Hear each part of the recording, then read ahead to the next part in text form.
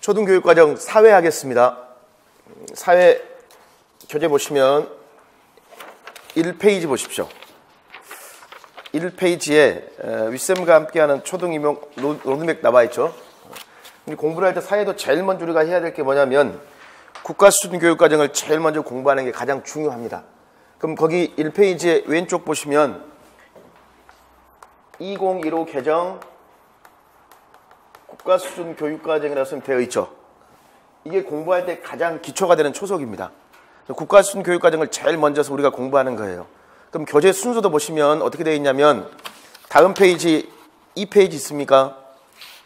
2페이지 보시면 2015 개정 국가 수준 교육과정 사회라고 선생님들 제시가 되어 있죠. 그럼 사회 국가 수준 교육과정 원문을 공부합니다. 그럼 이 국가 수준 교육과정 선생님 공부했으면 여기다가 이제 우리가 어떤 걸 서로 덧붙여서 공부해야 될까요? 지도서, 총론, 그다음에 무엇? 교과, 교육론을 같이 덧붙여서 선생님들 공부하는 게 필요합니다. 근데 국가 수준 교육과정 항상 우리가 뭘 봐야 되냐면 선생님 원문을 공부하는 거예요. 원문. 그러니까 실제 교육부에서 제시한 원문 그대로 공부하는 겁니다. 그게 지금 2페이지부터 쭉 제시가 되고 이걸 공부한 다음에 바로 원문을 공부했으면 이 원문과 관련된 무엇을 봐야 되냐면요. 기출문제를 한번 선생님 풀어봐야 되거든요. 기출문제. 그래서 교재에서 몇 페이지 보시냐면요. 30페이지 보실래요? 30페이지, 31페이지. 보십시오. 넘겨보시면 31페이지 있습니까? 그냥 몇 장 넘기다 보면 있을 겁니다. 보이시죠? 거기 보면 기출문제라고 되어 있습니까? 기출문제 보기라고 선생님 되어 있죠. 여기. 그러니까 이게 뭐에 관련된 기출문제냐면 국가수준 교육과정에 해당되는 뭐가 되냐면 기출문제입니다. 이걸 바로 풀어봐야 돼요. 이론을 공부했으면. 그리고 한 장을 넘겨보십시오. 한 장을 넘겨보시면 또 기출문제 나오고 두 장 넘기면 여기 되어 있죠. 사회 이론 당군화라고 되어 있습니까? 요거 다음에 이제 이론 당군화예요. 그래서 책 페이지가 어떻게 되어 있냐면 국가수준 교육과정 원문 페이지가 끝나면 다시 이론 당군화가 1페이지부터 시작될 겁니다. 쭉 연결이 안 돼 있어요. 그러니까 단락단락 페이지가 따로 되어 있습니다. 그러니까 원문 지금 보시면 31페이지에서 끝났죠.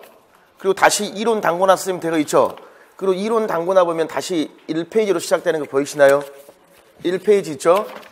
그럼 이론 당군화 쓰면 이렇게 있으면 여기에 1페이지라고 있는데요. 교재가 어떻게 되어 있냐면 앞에서 우리가 원문을 선생님들 공부했겠죠. 그러니까 원문을 공부했으면 될 수 있으면 원문을 이제 요약하는 게 아니라 원문 상태를 그대로 유지하면서 제가 이 원문을 한 장으로 정리해 준 게 가장 공부하기가 쉽거든요. 그래서 이론 당군화의 1페이지는 앞에서 공부한 원문 있죠.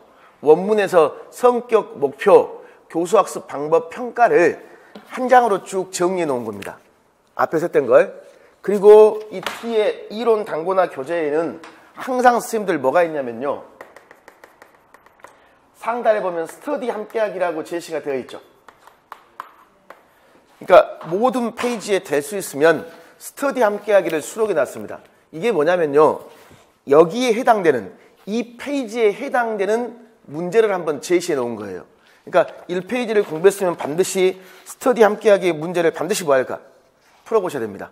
그래야지만 이게 어떤 내용이고 어떻게 공부해야 되는구나 라는 것을 알 수가 있어요. 그래서 그런 식으로 내용을 제시했습니다. 그래서 스터디 함께 하기는 선생님들 꼭 우리가 같이 뭐 해야 된다? 풀어볼 수 있도록 해야 됩니다. 그래서 그게 중요하거든요. 그럼 여기에 이제 이론 당군화 부분에 원문을 공부했잖아요. 그럼 원문을 공부했으면 이제 여기에 뭐가 플러스가 돼야 될까요? 지도서, 총론이나 교과 교육론이 플러스가 돼야 되겠죠. 이론 당군화는 그걸 제시했는데 이 지도서 총론 이게 있습니다.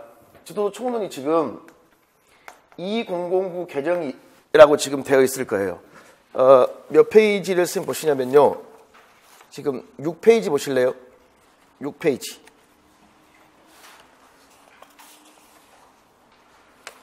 6페이지 왼쪽 상단에 2009 개정 지총 N 교과 교육론이라고 선생님 제시가 되어 있습니까? 그러니까 지도서 총론을 공부해야 되는데 지도서 총론이 2009가 있고 그 다음에 올해 수험될 시험법은 어디죠? 2015 개정이 있겠죠. 어떤 사람은 뭐 2009 개정 지총을 보지 말아라는데 아닙니다. 2009 봐야 돼요. 이 지도서 총론 내용이 틀린 게 아닙니다. 2009나 2015나 큰 차이 있을까 없을까요? 교수학습 모형 수업도 차이가 없어요. 그래서 이걸 보는 겁니다. 단 교육과정 내용은 차이가 있을까 없을까? 변화하니까 차이가 있겠죠. 그래서 이건 2009를 봐도 돼요. 알겠죠? 혹시나 3월에 이제 지도서가 나오겠죠. 혹시나 추가된 게 있겠죠. 그럼 그때 제가 이제 만약에 추가가 되어 있다면 그럼 별도로 정리를 할 겁니다. 그래서 그냥 이거 믿고 그냥 하십시오. 알겠죠? 지금 하셔야 돼요. 오늘 아직 지도서가 안 나왔습니다. 지금 1월 달이니까. 그래서 2009은 지총하고 교과교육론을 같이 쭉 이렇게 공부를 하는 거예요. 이게 이제 뭐 6페이지부터 7페이지 쭉 여러 개로 지금 제시가 되어 있죠. 쭉 제시가 되어 있고, 자, 그 다음에 몇 페이지 보시냐면요. 31페이지 가보실래요? 31페이지 왼쪽 상단에 선생님들 뭐라고 되어 있습니까? 성취 기준이라고 선생님 되어 있습니까? 31페이지. 그래서 성취 기준 해설, 교수학습 방법 및 유의사항, 평가 방법 및 유의사항 되어 있죠. 그러니까 여기 부분이 왜 맨 마지막으로 되어 있냐면 일단 선생님 이게 있습니다.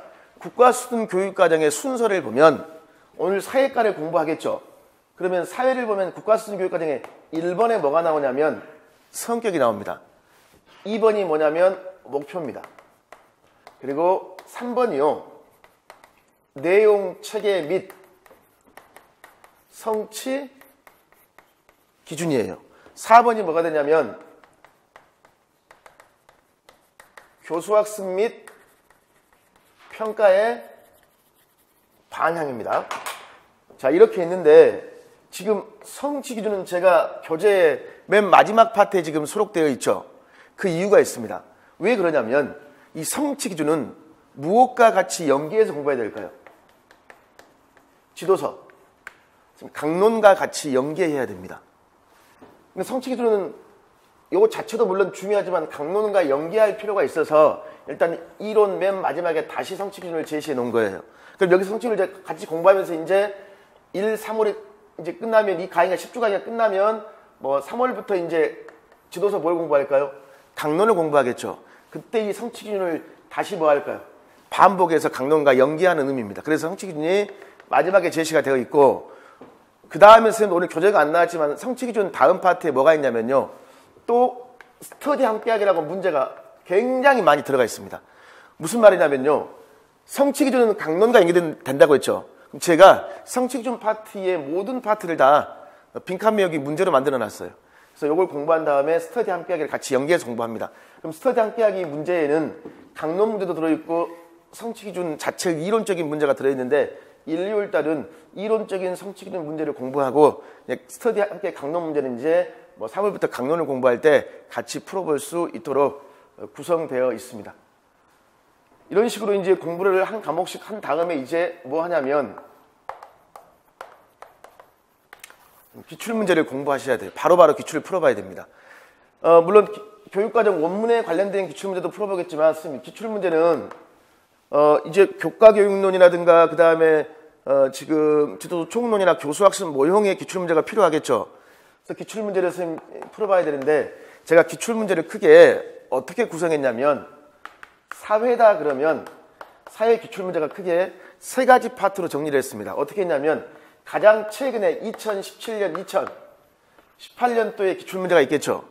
그리고 사회 기출문제의 이론편이 있고 강론편 기출문제가 있습니다. 그러니까 우리가 2015 개정이 적용되기 때문에 2015와 관련지어서 기출이 어떻게 출제되는가를 먼저 알아보기 위해서 최근 기출문제를 맨 위에 쌤 제시를 했어요. 그러고 나서 이론편이라 하면 여기에서 국가수준교육과정, 그 다음에 지도서, 총론, 교과교육론 문제를 수록했습니다. 그리고 여기에 다시 뭐가 있을까요? 지도서 강론편이 있어요. 즉 이겁니다. 선생님, 사회 문제가 있으면요. 예를 들면 문제가 4점이에요. 4점이면 1번, 2번, 3번, 4번 문제가 있겠죠. 그랬을 때 국가수준교육과정 문제가 무엇? 예를 들면 1번이에요. 저도 총론 뭐가 될까요? 2번. 교과교육론 3번. 그 다음에 강론의 지식이 뭘까요? 4번입니다. 그러면 똑같은 기출문제를 이론편에서 3번 보고 다시 강론편에서 뭘까? 반복, 심화합니다. 기출문제는요, 보면 볼수록 시간이 많이 들어갑니다. 왜냐하면 보기에 지문에서 공부할 게 자기가 느껴집니다. 처음에는 잘 안 느껴져요. 그러면 이론편 문제를 풀 때는 저하고 강론 문제를 푸는 게 아니라 똑같은 기출문제에서 뭐 할까요? 이 문제를 쓰면 풀겠죠. 근데 예를 들어 봅시다. 사회과 하면 혹시 교수학습 모형 하면 가장 기억에 남는 교수학습 모형이 있나요? 사회과 하면 혹시 기억에 남는 교수학습 모형? 가장 애띤 얼굴에서 물어보는 거예요.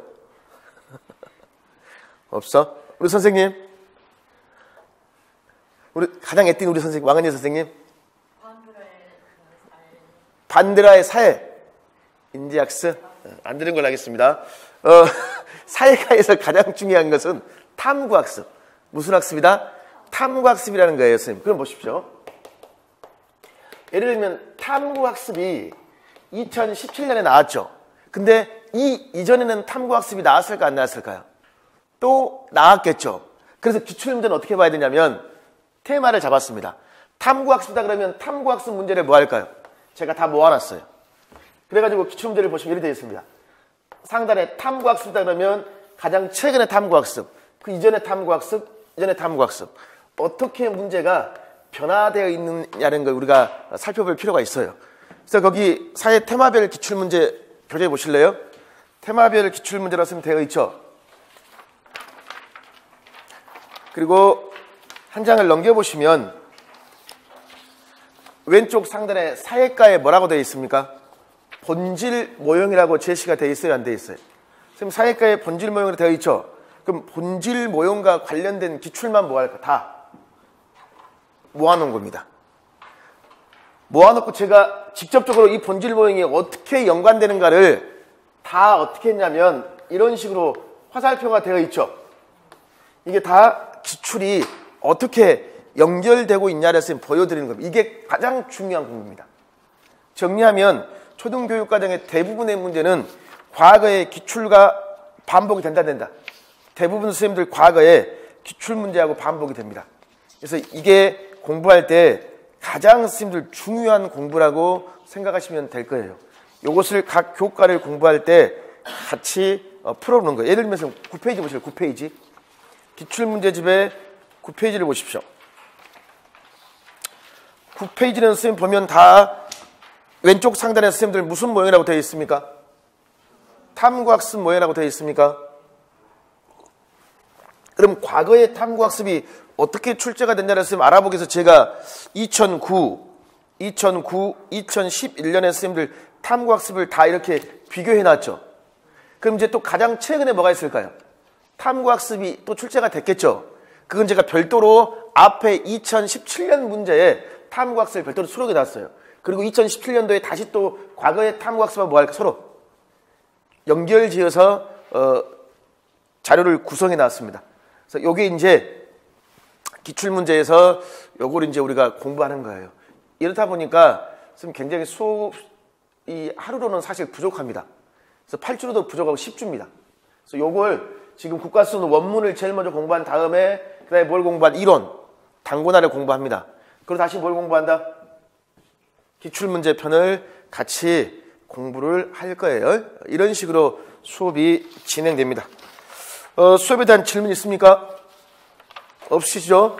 그럼 바로 이제 사회 국가수준교육과정 원문 있습니까? 원문을 선생님 공부합시다. 그럼 이제 1페이지 보십시오. 1페이지에 왼쪽에 2015 개정 국가수준교육과정으로 제시가 되어 있어요. 그럼 순서가 선생님 1번에 뭐가 있죠? 성격, 2번에 목표, 3번에 내용 체계 및 성취 기준, 그 다음에 4번에 교수학습 및 평가의 방향이 있습니까? 자, 요걸 읽고 제가 별표를 제시했죠. 그 별표가 뭐냐면, 그러니까 각 교과마다 출제가 잘 되는 포인트가 있습니다. 그걸 제일 먼저 선생님 보자는 거예요. 그리고 2015 개정교육과정이 2009와 가장 큰 차이라는 것은 교과의 역량을 확실히 명시해놨죠. 그래서 제가 성격 옆에 1, 2, 3, 4, 5 있습니까? 교과의 역량이 중요해서 다시 한번 제시해 놓은 것이고, 그 다음에 목표나 내용체가 있는데, 그걸 보면 사회과는 다른 교과에 비했을 때 무엇이 굉장히 출제 빈도가 높다는 걸 알 수 있습니까? 목표하고 뭐하고? 내용책에 있습니까? 그리고 나의 성취 기준의 학습 요소라고 되어 있습니까? 이게 굉장히 출제 빈도가 높아요. 선생님, 근데 거기 학습 요소는 무엇과도 관련되냐면 학습 주제입니다. 무엇이다? 학습 주제. 또는 결국은 선생님 이거야. 성취 기준을 쓰라는 문제 있죠. 사회에서는 성취 기준을 쓰는 문제가 잘 나오거든요. 근데 성취 기준 속에는 무엇과 무엇이 들어있냐면, 성취 기준은 학생들이 알아둬야 될 무엇, 내용 요소가 들어있겠죠. 내용 요소. 그 다음에 선생님들 뭐가 있을까요? 이제 달성해야 될 뭐가 있을까요? 기능이 있겠죠. 그게 명시가 되어 있기 때문에, 선생님 거기에 지금 학습 요소라고 되어 있습니까? 학습 요소는 결국은 무슨 문제가 똑같냐면 성취 기준 쓰는 문제 있죠. 그거가 똑같아요. 그럼 사회과에서는 성취 기준 쓰는 문제가 잘 나오는, 다른 말로 하면 학습 주제를 쓰는 문제가 잘 나옵니다. 뭘 쓰라고 한다? 학습 주제. 이게 잘 물어보고, 그 다음에 교수학습 방향과 평가 방향이 있는데, 시험은 평가의 내용이 잘 나옵니다. 뭐가 잘 나온다? 평가의 내용이 시험에 잘 나와요. 선생님, 그럼 이거예요. 목표가 잘 나오는 것들은요, 평가가 잘 나올 수밖에 없습니다. 왜 그럴까요? 선생님, 목표와 평가의 내용은 일관성이 있을까 없을까? 반드시 일관성이 있겠죠. 그래서 목표가 시험에 잘 나오는 애들은 평가가 시험에 출제가 잘 되고 있습니다.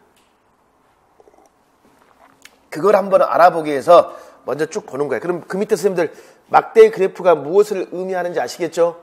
출제 빈도를 선생님들 지금 의미하고 있습니다. 그래서 목표, 내용 책임 및 성취 기준, 교수학습 평가의 방향. 선생님, 성격이 시험에 안 나왔죠, 과거에는. 근데 앞으로는요, 성격이 나올 확률이 높아요. 왜 그러냐면 모든 교과의 성격에 2015 개정에서 가장 중요한 무엇이 명시가 되어 있다. 교과 무엇? 역량이 명시가 되어 있습니다. 교과 역량은, 교과 역량을 물어보는 문제는 과거에 있을까 없을까요? 과거에는 없어요. 이 역량을 물어보는 2015 개정에서만 역량을 물어보는 문제가 나오겠죠. 교과를 달리하면서 올해 임용고사에서는요, 통합교과와 사회과에서, 통합교과하고 수학에서 교과 역량을 쓰라고 했습니다. 그럼 앞으로 이제 사회과도 충분히 뭐 할까요? 교과 역량을 쓰라는 문제가 출제될 수 있겠죠. 그리고 옆에 선생님들 보면 2015 개정 사회과 주요 개정 내용이 있습니까? 가장 선생님 중요한 겁니다. 요건 이제 원문을 공부하면서 제가 직접 수업을 하겠습니다. 1번부터 7번 굉장히 선생님 중요한 것들이에요. 일단 간단히 선생님 보면 환경학대법이라는 말이 있습니까? 탄력적 적용이라는 말 있죠. 주제중심 통합단원 지향, 아주 중요한 거예요. 사회과에서 출제보다 제일 높은 게 뭐냐면요, 환경학대법이라는 말 있죠. 이게 중요해. 일단 선생님 뭐가 중요한가 한번 보십시오. 그리고 3번의 역사 내용은 어떻게 했다? 연대기가 아니라 주제사적 접근이라는 게 있습니까? 그러니까 하나의 주제를 주고 관련된 걸 다 뭐 했을까? 묶었겠죠? 그게 있고, 그 다음에 오른쪽에 기출 때려잡기 있습니까? 선생님, 교육과정 주도도 총론, 교과교육론, 강론이라는 것은 이게 우리가 임용고사를 공부할 때 봐야 될 것 맞죠? 그럼 주로 올해 임용고사를 보십시오.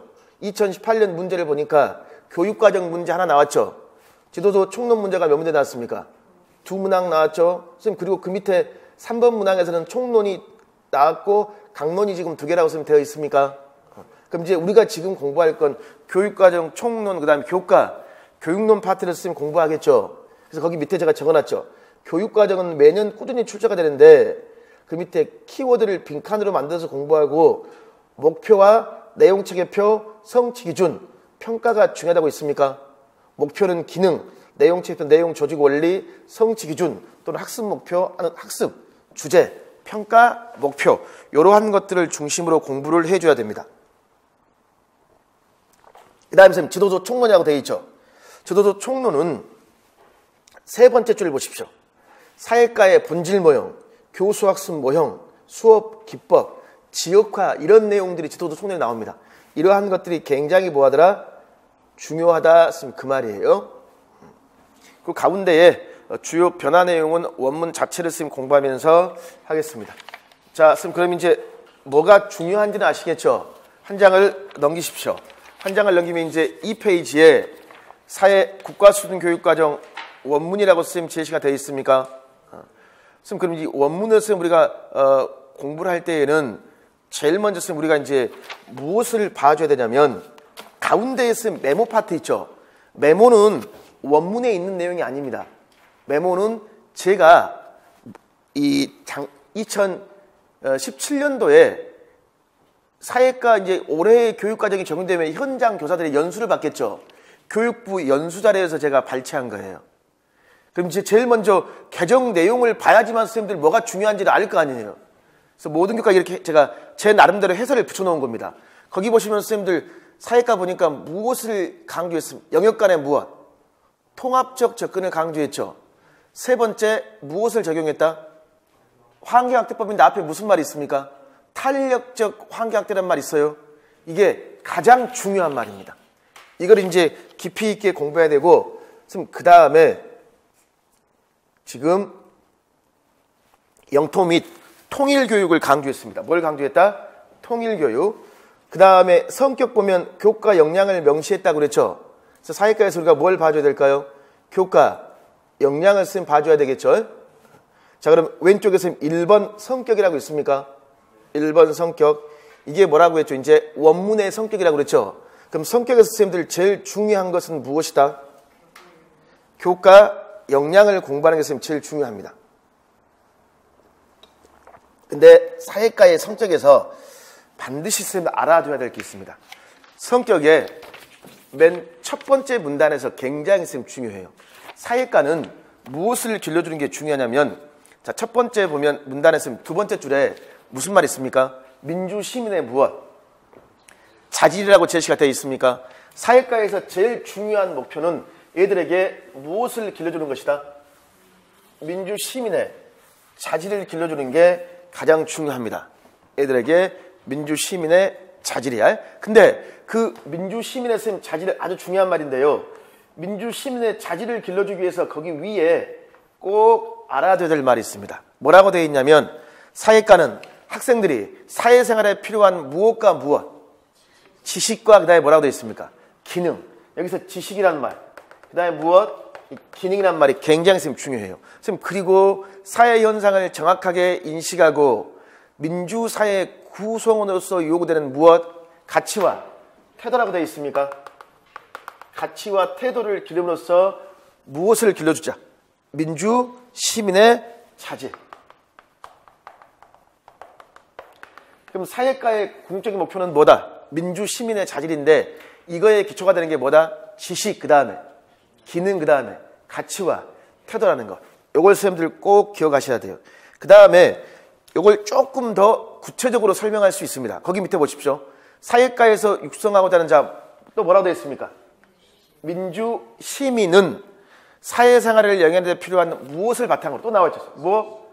지식이란 말이 있어요, 없어요? 지식이 있죠. 선생님, 그리고 보면 인권, 관용, 타협, 사회 정의, 공동체, 참여, 책임 등의 뭐라고 있습니까? 가치와 태도. 그럼 여기 밑에는 지금 무엇을 조금 더 구체화시켰습니까? 가치와 태도를 조금 더 구체화시킨 거 맞죠? 그럼 이런 가치와 태도를 함양해야 되겠죠? 그 민주적 가치와 태도 중에 가장 최근에 선생님 시험에 잘 물어보는 게 뭘까요? 이제 강론과 연관지에서 시험에 잘 나온 게 있습니다. 강론과 연관지에서. 뭐가 시험에 아주 잘 나올까? 가치와 태도 여러 가지 중에서 요게 제일 잘 나옵니다. 뭐가 잘 나온다? 인권이 시험에 잘 나옵니다. 뭐가 잘 나온다? 인권. 그러니까 민주시민에서 가치와 태도가 중요하는데 무엇을 존중해줘야 돼요? 인권을 존중해줘야 된단 말이에요. 대선 후보자들이 가장 민감해하는 게 선생님들 누구를 인정하는 거냐면 소수자 있죠? 그거 인정한다는 모르면 막 민감하죠? 그럼 성소수자의 인권도 뭐 해줘야 될까, 선생님들? 존중해줘야 되겠죠? 초등 임용고사에 소수자의 인권이 최근에 시험에 출제가 됐습니다. 또는 탈북민의 무엇, 인권을 존중하는 거 있죠? 이런 것들이 시험에 잘 나와요. 선생님, 그 다음에 또 인권과 그 민주적 가치와 태도 중에 선생님 시험에 잘 나오는 게 뭐냐면 공동체 의식이라든가 참여 책임의식이 있습니까? 이게 중요합니다. 선생님, 그러면 공동체 의식이나 참여 책임의식을 길러줘야 돼, 애들한테. 그러려면 우리가 학교에서 수업을 할 때 무슨 수업을 많이 할까요? 혼자 하는 게 아니라 여러 명이 무엇? 함께 할 수 있는 수업을 많이 하겠죠. 그래서 사회과의 선생님들 무슨 학습이 중요할까요? 함께 해야 돼. 무슨 학습? 그렇지. 협동학습이 사회과에서 그만큼 뭐해? 중요하다 그 말입니다. 최근에 초등 교직 논술 문제로 협동학습이 나왔습니다. 그리고 또 여기 봐봐. 개인 사회적 문제를 합리적으로 해결할 수 있는 뭐라고 그랬습니까? 능력이라고 있어요, 없어요? 능력의 동그라미. 능력. 선생님, 그럼 여기서의 능력은 위에 있는 무엇과 관련됩니까? 기능과 관련되는 거 맞습니까? 그러니까 우리는 애들에게 무엇을 길러줘야 되냐면 개인적, 그 다음에 무엇? 사회적 문제를 합리적으로 무엇? 해결할 수 있는 기능과 능력이 사회과에서 뭐야? 그만큼 중요하다, 선생님, 그 말이에요. 이게 그러면 선생님 사회과에 지금 우리가 무엇을 말하고 있냐면 민주, 시민을 말하고 있는 건 맞습니까? 그쵸? 요렇게 지금 강조하고 있습니다. 요게 어디에 선생님들 그대로 나와 있냐면 바로 그 옆에 2번에 목표 있습니까? 없습니까? 목표 있죠? 선생님 사회과는 목표가 굉장히 선생님 중요했죠? 그럼 이 목표를 보시면 거기에 제일 밑에 일단 선생님 가나, 다라, 마, 바 있습니까? 요것을 방금 봤던 무엇과 관련되냐면 지식, 그 다음에 무엇? 기능, 그 다음에 무엇? 가치, 태도와 관련 지어볼 수 있습니다. 일단 선생님들 가나, 다, 라 있습니까? 가나, 다라까지 묶고 싶죠. 가나, 다라. 묶어서 딱 뭐라고 하냐면 지식입니다. 이게 지식이야. 선생님 그 다음에 마 있습니까? 마가 뭘까요? 기능, 능력입니다. 기능, 능력. 바가 뭐가 될까? 가치, 태도입니다. 가치, 태도. 물론 최상위에는 민주, 시민이라는 게 있겠죠. 그럼 이제 우리 이 지식과 관련된 걸 목표에서 조금 더 구체화시켜 볼까요? 지식. 거기 뭐라고 되어 있냐면 사회의 여러 현상과 특성을 그 사회의 지리, 역사, 정치, 경제, 사회 제도 등과 관련 지어 이해한단 말 있습니까? 선생님 여기서 관련이란 말은 다른 말로 하면 통합을 말합니다. 뭘 말한다? 통합. 그럼 거기서 선생님들 지리적 환경이라는 것은 우리가 사회에서 지리라는 걸 지리 맞죠? 지리. 선생님 그리고 역사적 발전이라는 건 역사 맞죠? 선생님 그 다음에 정치, 경제, 사회라는 건 뭘 말합니까? 일반 사회를 말하겠죠. 그럼 사회에는 무엇이 통합되어 있다? 지리, 역사, 일반 사회. 이걸 통합해야 돼요. 선생님 그러면 나 있습니까? 나의 집회 공간과 자연, 인문 환경에 대한 이해를 통해 지역의 다양한 인간 생활의 다양성을 파악하고 지역, 국가, 세계적 수준의 지리 문제와 쟁점에 뭐하더라? 관심을 갖는다는 말이 있습니까? 이게 그러면 지식인데 어떤 파트? 그렇지. 지리입니다. 딱 적어놔야지. 맨 마지막에다 지리. 선생님, 지리인데 여기서 굉장히 중요한 말이 있어요. 거기서 뭐라고 되어 있냐면 지표 공간의 자연, 인문 환경에 대한 이해를 바탕으로 하는 말이 있습니까? 사회과에서 제일 중요한 게 뭐냐, 지리에서 제일 중요한 게 뭐냐면 자연하고 뭐하고 인문 환경 있죠. 이게 제일 중요합니다. 요 말을 가지고 제가 잠깐 해설을 한번 덧붙여 볼게요. 이걸 무조건 암기하지 마시고 앞에 선생님들 뭐라고 되어 있습니까? 지표 공간이란 말 있어요? 없어요? 공간이란 말 있습니까? 그럼 공간에 한번 동그라미 해보실래요? 동그라미. 가운데 메모에다 그러면 공간이란 말 동그라미를 이렇게 볼까요? 그래서 이렇게 4개를 해보는 이유가 있습니다. 공간. 초등학교 저학년 있죠? 1, 2학년 하면 가정에서 많이 생활하죠. 근데 이제 3학년 사회를 공부할 때 쓰면 제일 먼저 이 공간 하면 어느 정도 수준일까요? 우리 고장 수준이야, 고장. 근데 4학년 정도 가면 뭐 나올까요? 이제 고장이 뭘로? 지역입니다. 지역 수준이 되는 거예요. 범위가 넓어져요. 그 다음에 5, 6학년 되면 이제 지역의 범위가 넘어서야 될 거 아니에요. 그럼 우리 나라 맞습니까? 우리나라예요, 우리나라. 근데 선생님들 우리나라에만 관심이 있나요? 이번 겨울에 어느 나라 여행 가십니까? 공부하세요, 공부. 알겠죠? 1년 동안은. 세계 여러 나라 여행 합니까, 안 합니까? 하죠. 그러면 이 공간이 이제 뭐가 나올까요? 세계. 여러 나라가 나올까 안 나올까? 나오겠죠. 그럼 이렇게 말해. 그럼 봐. 지표 공간에 뭐라고 그랬냐면 자연 환경과 그 다음에 뭐라고 그랬습니까? 인문 환경이라고 했죠. 이걸 제가 간단히 설명해 드릴게요. 그래서 이거인지 3학년 사회는 우리 고장에 뭘 공부할까? 자연하고 인문 환경이야. 그러니까 우리 고장의 학교나 또는 뭐 동사무소가 어디에 있는가 같은 거 공부해야 하네요. 그러니까 우리 고장의 위치를 공부하죠. 자연환경 공부할 거 아니에요. 그러니까 자연환경이라는 것은 뭘 말해요? 지형이나 지구 같은 걸 공부합니다. 그 다음에 우리 고장에 뭘 공부할까요? 인구는 얼마나 되고 그 다음에 교통은 어떻게 되고 이게 뭘까? 인문환경이야. 그럼 4학년은 뭘 공부해요? 우리 지역의 자연, 인문입니다. 그럼 6학년은요? 우리나라와 세계 여러 나라에 뭘 공부할까요? 자연과 인문환경을 공부를 하는 거예요. 여기까지 이해하시겠어요? 요걸 뭐라고 하냐면 선생님들 환경확대법이라고 합니다. 이걸 뭐라고 한다? 환경확대법. 그러니까 다른 말로 환경확대법을요 공간확대법이라고 합니다. 뭐라고 한다? 공간. 선생님 이렇게 하다 보면 자연, 인문환경은 서로 상호작용해야 하네요. 상호작용하죠. 그럼 이렇게 말할 수 있어요. 자연 환경에 따라서 인간 생활이 다양하다고 말할 수 있어요? 없어요? 선생님 이 제주도에는 돌담이 있습니까? 없습니까? 제주도 가보셨죠? 왜 제주도는 돌담이 있습니까? 바람 때문에 그러죠? 선생님 집에 설마 돌담이시나요? 그건 아니죠. 이 말은 인간 생활에 그만큼 뭐하더라? 다양하다 선생님 그 말이야. 물론 원문을 공부할 때 그냥 이런 해설 필요 없이 그냥 보고 막 암기해도 돼요. 그러나 이런 해설을 선생님들 듣고 나서 공부하는 게 강론 공부할 때 훨씬 뭐할까? 이게 체계적입니다. 다양성을 파악해서 지역, 국가, 세계적 수준의 지리 문제와 쟁점에 관심을 뭐하더라? 간다. 점점 공간이, 환경이 뭐 되고 있습니까? 확대되고 있어요? 없어요? 있죠? 그 다음에 다 각 시대의 특색을 중심으로 역사적 전통과 문화 특성을 파악하여 민족사의 발전상을 체계적으로 이해하고 이를 바탕으로 인류생활 발달 과정, 각 시대의 문화적 특색을 파악한다. 이게 뭐가 될까요? 역사라고 딱 적어놓으면 되겠지. 그러면 가는 지리, 역사, 일반사회의 통합을 의미하고 나는 뭐더라? 지리, 다는요? 역사. 그럼 라를 보시면 기본적 지식, 정치, 경제, 사회문화 현상에 대한 원리를 종합적으로 이해하고 현대사회의 성격이 민주적 사회생활을 위하여 여러 가지 문제를 파악한단 말이 있습니까? 이게 뭐가 될까? 일반사회가 됩니다. 그럼 일반사회에서는 여러 가지 문제를 파악한다는 말이 있습니까?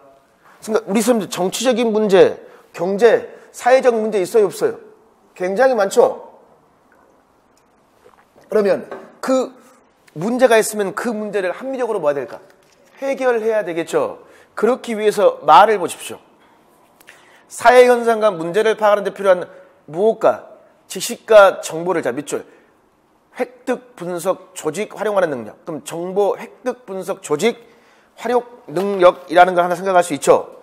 그 다음에 사회생활 하는데 여러 가지 문제를 합리적으로 해결하기 위한 뭐다? 탐구 능력, 의사결정, 사회, 참여 능력이라고 있습니까? 요게 사회과에서 가장 임용고사의 출제가 잘 되고 있는 겁니다. 굉장히 선생님들 중요한 거예요. 그럼 선생님 이거야. 좀 전에 민주시민의 기초로서 기능이 나와 있었죠. 이 기능 능력을 조금 더 구체화시켜 보니까 목표에 먼저 뭐 획득, 조직, 분석, 활용 능력 정보를 뭐 해야 돼 선생님들? 획득하고 또 뭐 해야 된다? 분석, 조직, 활용 능력 그 다음에 무슨 능력?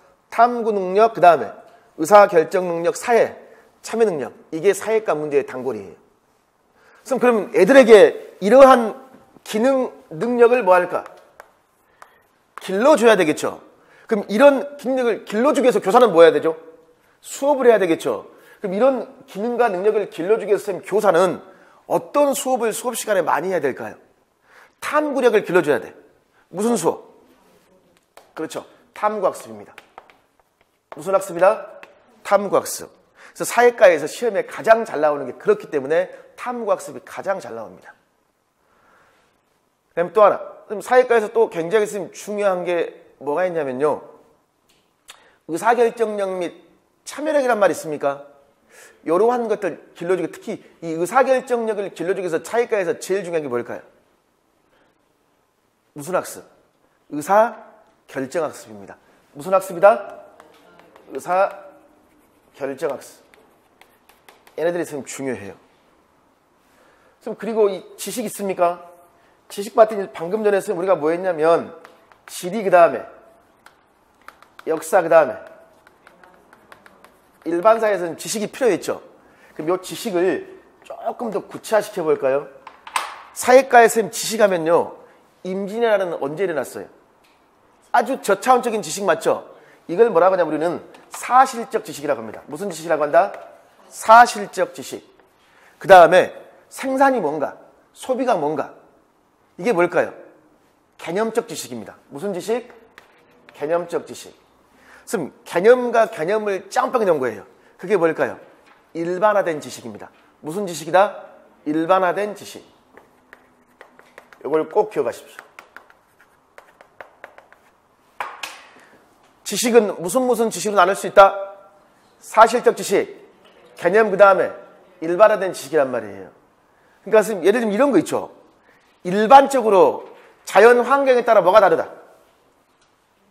인분, 다르다는 거 있죠. 그럼 이 말 속에는 자연 환경의 개념과 그 다음에 무엇? 인문 환경의 개념이 짬뽕되어 있죠. 이런 걸 뭐라고 할까요? 일반화된 지식이라고 해요. 그럼 자연 환경은 뭐예요? 이건 뭘까요? 개념이 되겠죠.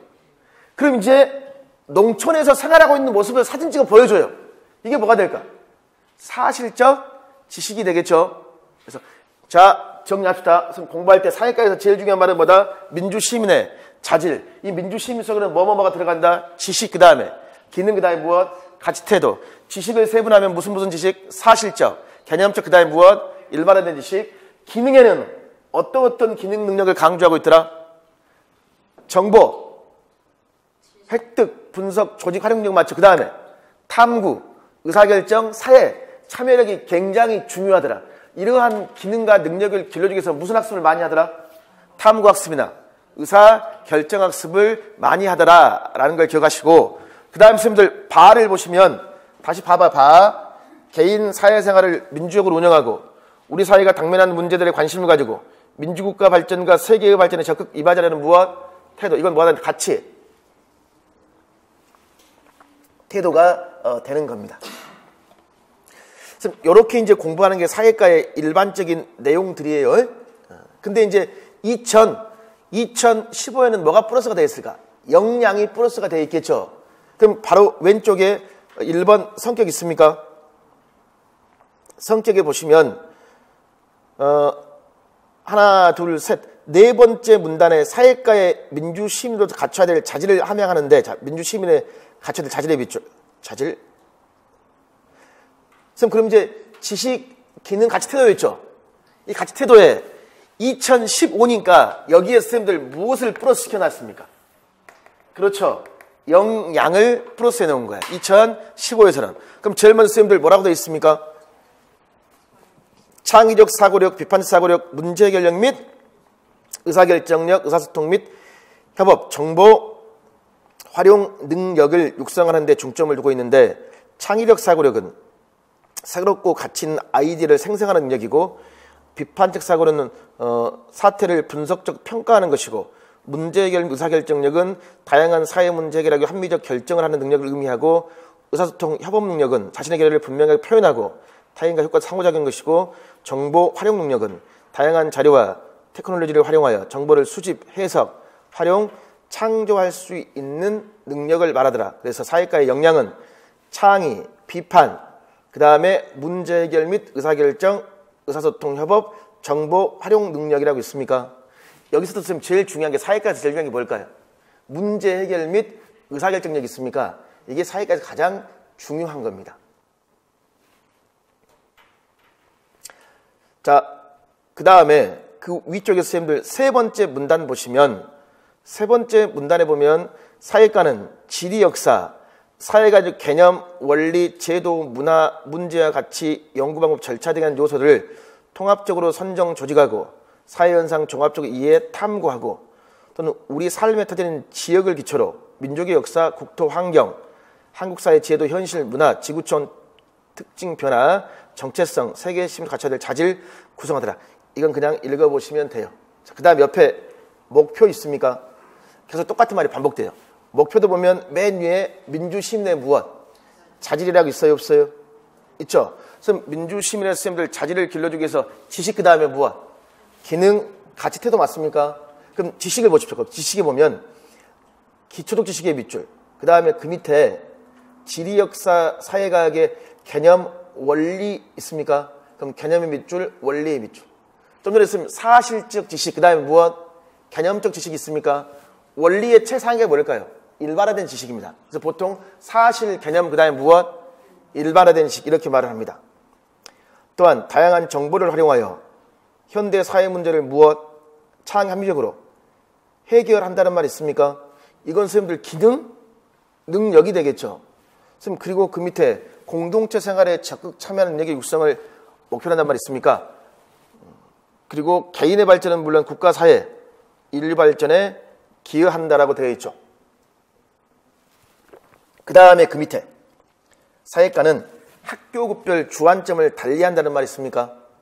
그럼 여기서 이제 뭘 공부하냐면 우리는 학교급별 주안점을 달리한다고 그랬죠. 그럼 이제 무엇을 여기서 공부하냐면 초등학교니까 우리는 초등학교에 뭐에 초점을 두는가 선생님 공부해야 되겠죠. 초등학교 보십시오. 주변의 사회현상에 관심과 흥미를 가지고 생활 관련된 기본적 지식 능력을 습득하고 이를 자신의 주변 환경이나 문제에 적극 무엇? 적용한다라고 되어 있습니까? 요걸 지금 알고 있으면 돼요. 선생님, 중학교는 볼 필요 있어요, 없어요? 볼 필요가 없습니다. 우리는 초등이니까. 그럼 주변의 사회현상에 대해서 관심과 무엇? 흥미. 그 다음에 기본 무엇? 지식과 능력. 그리고 옆에 결국은 태도란 말 있어요, 없어요? 주변 환경 문제에 적용할 수 있는 무엇? 태도 나와 있죠. 그러니까 이 말 속에도 지식도 들어있고 뭣도 들어있고 기능, 그 다음에 무엇? 태도가 선생님들 들어있다는 거 아시겠죠? 항상 이러한 것들이 같이 가고 있는 겁니다. 그럼 애들이요, 주변의 사회현상에 대한 관심, 흥미란 말 있습니까? 주변의 사회현상에 관심과 흥미를 갖도록 하기 위해서 사회과는 다른 교과에 비했을 때 무엇을 굉장히 강조할까? 시사성이라든가 또는 무엇? 지역성을 강조합니다. 뭘 강조한다? 시사성, 지역성.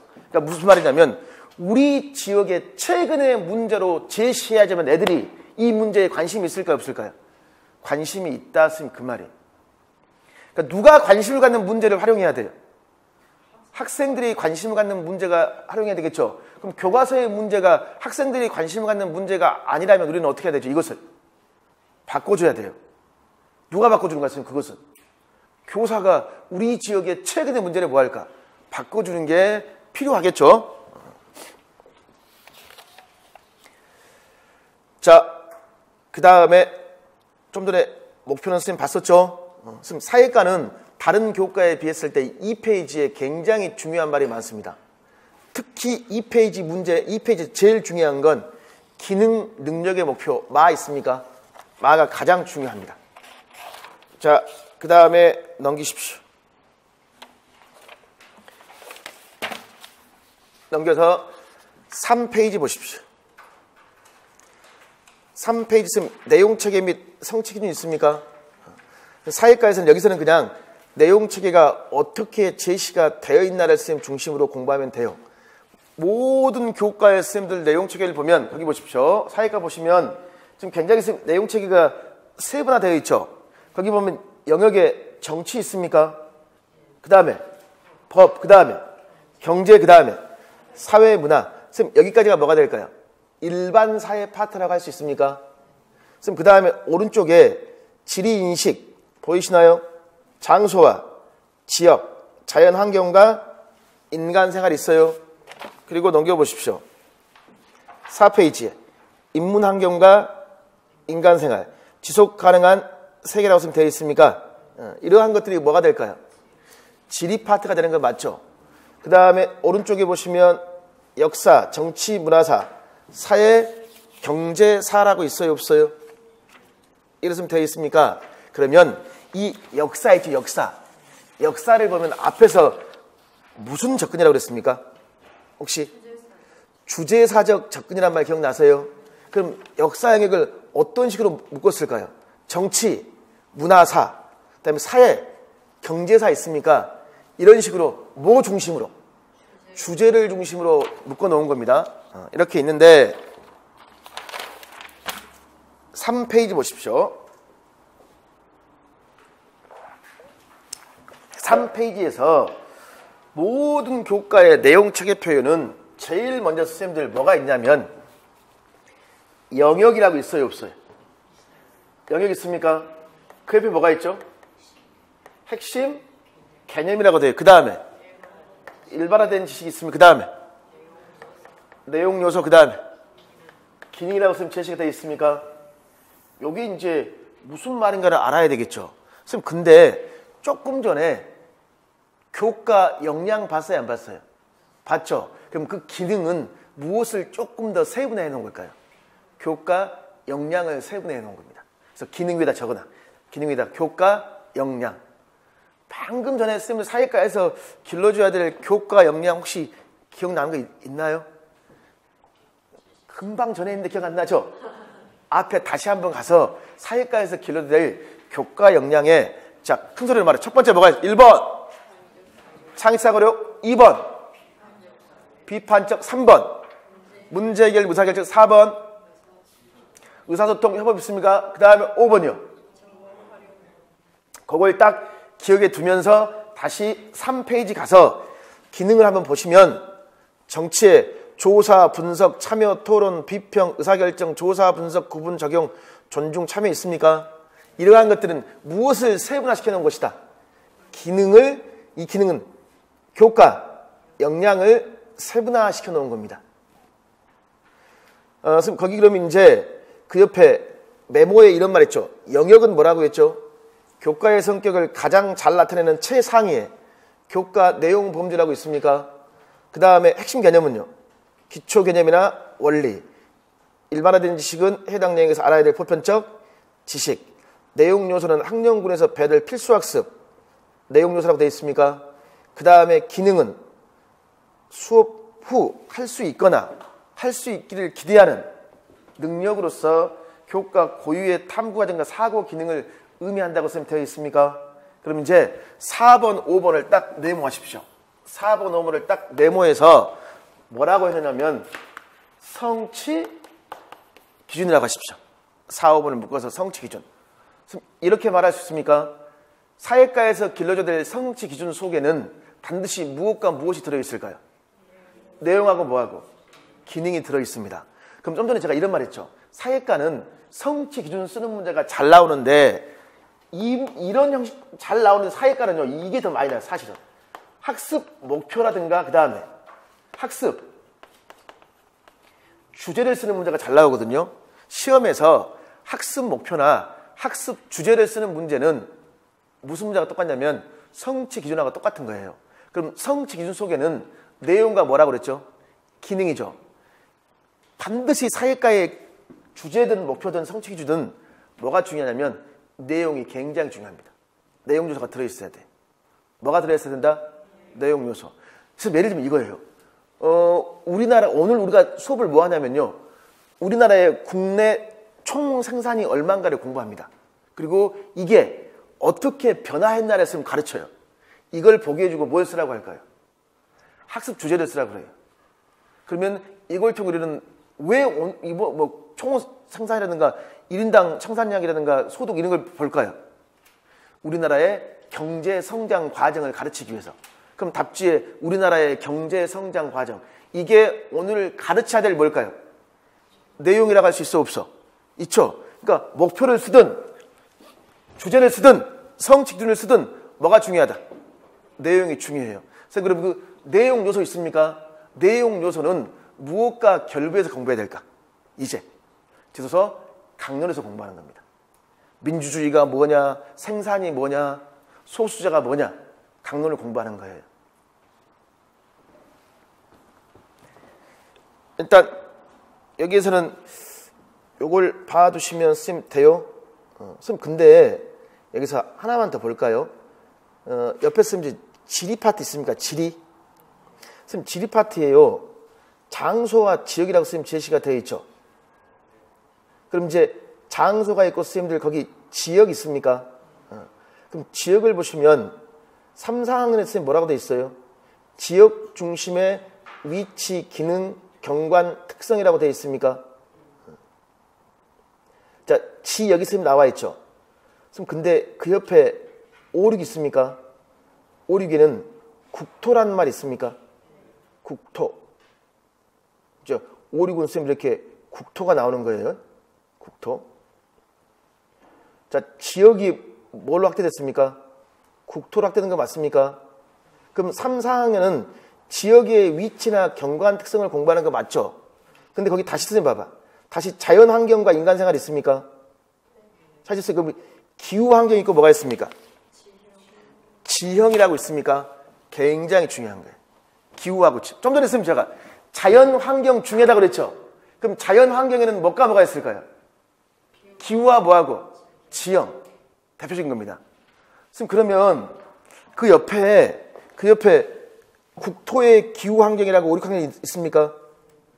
보이셨죠? 그 다음에 세계의 무엇? 기후 특성이라고 있습니까? 국토의 밑줄, 세계의 밑줄. 가운데 메모에다가 이 말을 한번 적어 놓을래요? 선생님, 그럼 이것도 지역에서 어떻게 돼요? 지역에서. 우리나라, 세계, 이렇게 확대가 돼야 안 돼요? 확대가 되죠? 그래서 내용, 조직, 원리가 뭐가 될까요? 환경확대법이야. 뭐라고 한다? 환경확대법이야. 딱 쳐. 내용, 원리, 조직, 원리. 환경확대법. 이해를 하셔야 돼. 이렇게 환경이 점점 어떻게 되어 있다? 확대되고 있다. 그 말입니다. 환경확대법. 선생님, 근데 3, 4학년에서는요. 우리 고장에 뭘 공부할까요? 위치를 공부하죠. 그러면 5, 6은요. 우리 나라의 위치를 공부하겠죠. 그 다음에 세계, 여러 나라의 위치를 공부하겠죠. 또 3, 4학년은 우리 고장의 기후를 공부하겠죠. 지형을 공부하겠죠. 5, 6은요. 우리나라의 지형과 기후, 세계 여러 나라의 지형과 기후 있습니까? 자, 반복이 돼야 안 돼요. 반복이 되는데 공간이 넓어질수록 깊이 있게 뭐 할까? 심화되겠죠. 이렇게 내용을 조직하는 게 뭐라고 하냐면 나선형 교육과정이라고 합니다. 무슨 교육과정? 나선형. 딱 적어놓으세요. 그래서 환경확대법이라는 게 있고 뭐가 있더라? 나선형 교육과정이라고 적어놓으세요. 요건 이제 이론 단고나 뒤쪽에 가보면 아주 자세히 설명이 나오는데 일단 내용은 책에서 제가 먼저 설명해 드린 겁니다. 선생님, 근데 그런 봐봐야지. 공간이 이렇게 확대되죠. 확대가. 그리고 나선형까지는 이해하시겠습니까? 근데 분명히 앞에서 이런 말이 있었죠. 탄력적으로 환경확대법을 조직한다. 뭐 이런 말이 있었죠. 탄력이란 말이 있었죠. 그 말이 무슨 말이냐면요. 이거였습니다. 제가 뭐라고 했냐면 3학년은 어디에 관심이 있다? 고장이에요. 4학년은요. 지역. 5학년은 우리나라. 6학년은요. 세계 여러 나라에 관심이 있다고 했습니다. 이게 비판할 수 있겠습니까? 자, 우리 선생님은 세계 여행을 언제 가봤어요? 대학생 때? 미안해. 자, 그럼 이게 맞네. 근데 보통 요즘에 꼬맹이 초등학교 애들 세계 여행 다른 나라에 관심 있어요, 없어요? 있죠? 사실 저도 해외여행을 2년 전에 처음 가봤습니다. 그 간 이유가 우리 딸이 제발 우리도 여행 가져요. 왜 그냥 요즘 애들은요 다른 나라에 갔다 오면 반 전체의 선물을 사와요. 미국 갔다 오면 초콜릿을 나눠줍니다. 우리 딸 그거 갖고 아빠 이거 미국에서 간 초콜릿 같이 나눠 먹을까? 이렇게 안 갈 수가 없단 말이에요. 무슨 말이냐면요 3학년임에도 불구하고 관심은 어디에 있을까요? 세계에 있단 말이에요. 그러니까 이런 식으로 구획해버리면 될까 안 될까? 안 되는 거야. 그러면 3학년인데 우리 고장을 지도하더라도 필요에 따라서 뭐 할까요? 세계 다른 데도 지도할 수 있을까 없을까?